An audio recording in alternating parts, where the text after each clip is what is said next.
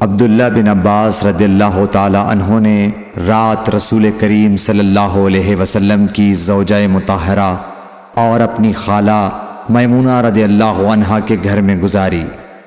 وہ فرماتے ہیں کہ میں تکیے کے عرض یعنی گوشے کی طرف لیٹ گیا اور رسول کریم صلی اللہ علیہ وسلم اور آپ کی اہلیہ نے معمول کے مطابق تکیے کی لمبائی پر سر رکھ کر آرام فرمایا۔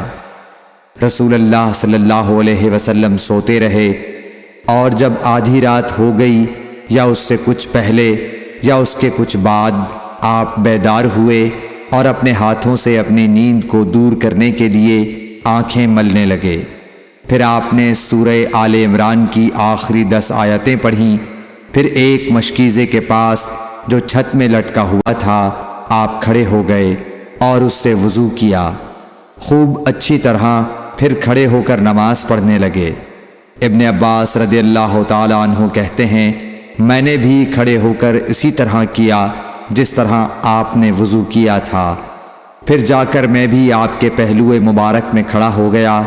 آپ نے اپنا داہنا ہاتھ میرے سر پر رکھا اور میرا دایاں کان پکڑ کر اسے مروڑنے لگے۔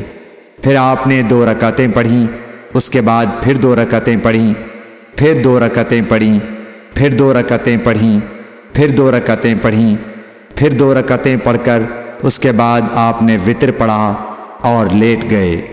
پھر جب مؤذن آپ کے پاس آیا تو آپ نے اٹھ کر 2 رکعت معمولی طور پر پڑھیں، پھر باہر تشریف لا کر صبح کی نماز پڑھی۔